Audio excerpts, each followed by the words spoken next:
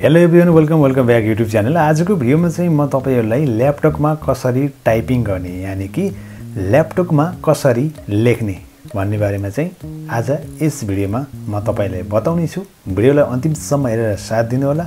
यदि यो च्यानलमा तपाई चाहिँ फर्स्ट टाइम आउनु भएको छ भने च्यानललाई सब्स्क्राइब गर्नु होला। भिडियो मन पर्छ भने अन्तिमसम्म हेरेर भिडियोलाई लाइक गर्न पनि नबिर्सनु होला।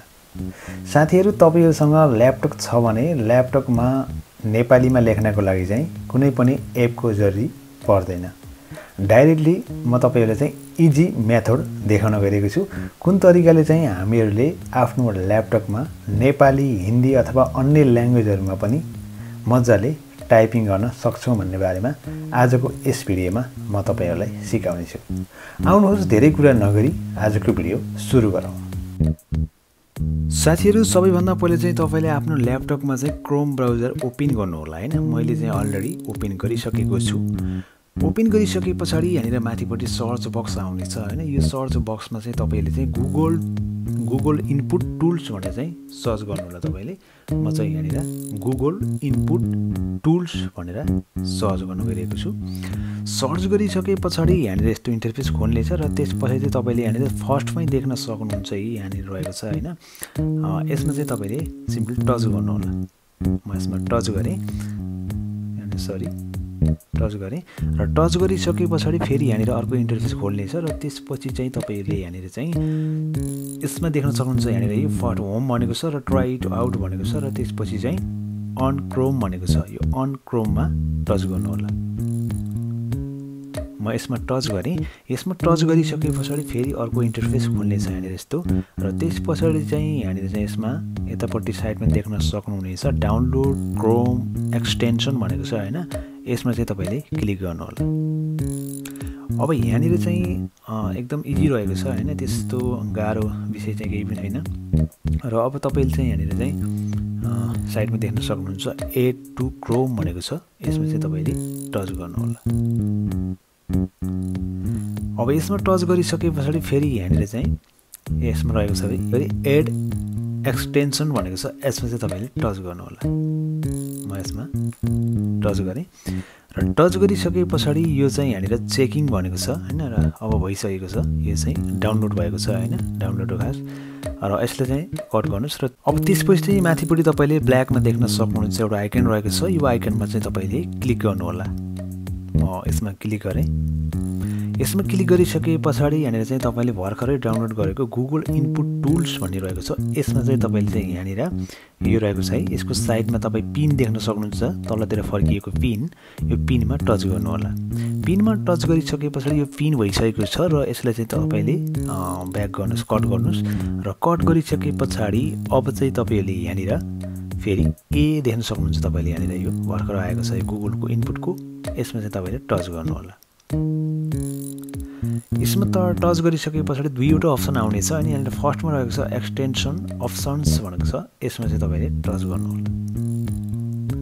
अब यसमा टच गरिसकेपछि तपाईले चाहिँ एउटा ल्याङ्ग्वेज चुज गर्नुपर्ने हुन्छ। जुन ल्याङ्ग्वेजमा तपाईले चाहिँ लेख्न चाहनुहुन्छ यानी कि अब नेपालीमा लेख्न चाहनुहुन्छ भने नेपाली खोज्नु पर्यो भने हिन्दीमा लेख्न चाहनुहुन्छ भने हिन्दी। त्यसै कारणले हामीहरुले चाहिँ चाहिएको के हो नेपाली। नेपाली चाहिएको हुनाले चाहिँ म नेपाली खोज्न गइरहेको छु। त्यसको लागि चाहिँ तपाईले यहाँनिर चाहिँ तलपट्टि हेर्दै जानुभयो भने भेटाउनु हुनेछ। र यहाँनिर नेपाली पनि 4वटा रहेको छ हैन। यो सबै नेपाली नै हो तर चाहिँ एकदम हामीलाई चाहिँ चाहिएको भनेको चाहिँ नेपाली भनेर ने लेखेको छ अगाडि हैन। यो ने लेखेकोमा तपाईले टच गर्नु होला। अब यसमा टच गर्ने बित्तिकै यहाँनिर चाहिँ यतापट्टि एउटा एरो आयो। यो एरोमा फेरि टच गर्नु होला। एरोमा टच गरिसकेपछि यहाँ माथिपट्टि आयो फेरि यो हामीहरुले चाहिँ जतिवटा ल्याङ्ग्वेज चुज गर्दै जान्छौं हैन उति ल्याङ्ग्वेजहरु चाहिँ यहाँनिर अटोमेटिकली यसरी चाहिँ आउनेछ है।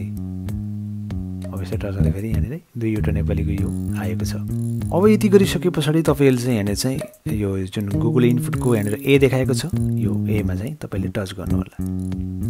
यसमा टच गरिसकेपछि अब चाहिँ तपाईले चाहिँ यहाँनिर यो नेपाली रहेको छ। अब जुन ल्याङ्ग्वेजमा तपाईले लेख्न चाहनुहुन्छ त्यो ल्याङ्ग्वेजमा तपाईले टच गर्नु होला। म टच गरे। टच गर्ने बित्तिकै यहाँनिर चाहिँ ने भनेर चाहिँ यो ब्लू कलरमा आइसकेको छ हैन। पहिले चाहिँ ब्ल्याकमा थियो अहिले ब्लूमा रहेको छ। अब यो चाहिँ भइसकेको छ। अब हामीले चाहिँ जुन ठाउँमा गएर लेख्दा पनि नेपालीमा मजाले लेख्न सकिन्छ। जस्तो म अब यहाँ युट्युबमा जान्छु हैन पहिला। अब युट्युबमा गइसके पछाडि युट्युबमा चाहिँ म सर्च गर्छु नेपालीमा। जस्तो नेपालीमा सर्च गर्नको लागि जस्तो अब माया यहाँ माया लेखिसके पछाडि तपाईले चाहिएको कुन चाहियो कुन राइटिङको चाहिँ ओके छ हैन, त्यो हिसाबले तपाईले चुज गर्नु होला। जस्तो मैले यहाँ जस्तो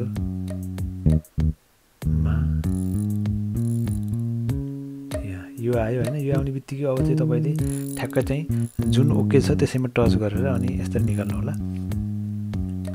अब यसरी अब 6 लेखेँ मैले हैन। 6 लेख्ने बित्तिकै चाहिँ यो 1 2 3 4 5 देखाएको छ तलपट्टि। त्यसमा चाहिँ तपाईले जुन चाहिँ आफूलाई चाहिएको हो, जुन चाहिँ एकदम बेटर भएको छ त्यही नै तपाईले चाहिँ चुज गर्नु होला हैन। चुज गरिसकेपछि चाहिँ अब तपाईले जस्तो अब यसलाई फेरि नेपालीमा अफ गर्नको लागि चाहिँ फेरि यहाँनिर माथिपट्टि यो जुन ने लेखेको छ यो ने लेखेकोमा चाहिँ टच गर्नु होला र यसलाई चाहिँ यो टर्न अन रहेको हुन्छ हैन। यसलाई चाहिँ तपाईले टर्न अफ भनेको हुन्छ। यसमा टर्न अफमा क्लिक गर्नुभयो भने फेरि यहाँनिर नेपालीमा हुँदैन, इङ्ग्लिसमा हुन्छ फेरि यहाँनिर। यसरी चाहिँ तपाईले जुनसुकै साइटमा गएर पनि यसलाई अन गरेर नेपालीमा लेख्न सक्नुहुन्छ। यो कुनै एप्लिकेसन डाउनलोड गर्नु पर्दैन, एकदम सजिलो रहेको छ। यो इजी मेथड रहेको छ। सो साथीहरु, तपाईहरुलाई आजको भिडियो कस्तो लाग्यो पक्कै पनि बुझ्नु भयो होला भन्ने आशा गरेको छु। के नबुझेका कुराहरु छन् भने चाहिँ तलको कमेन्ट बक्समा चाहिँ लेख्न नबिर्सनु होला। साथीहरु, तपाईहरुले भिडियो हेरिसक्नु भएको छ। भिडियो कस्तो लाग्यो पक्कै पनि जस्तो लाग्यो सुझाव सल्लाह अनि प्रतिक्रिया चाहिँ तलको कमेन्ट सेक्सनमा गएर लेख्न नबिर्सनु होला। यस्तै टेक्निकल र नयाँ अपडेटहरुको लागि चाहिँ रामबिर ब्रो युट्युब च्यानललाई सब्स्क्राइब गर्न नबिर्सनु होला। धन्यवाद।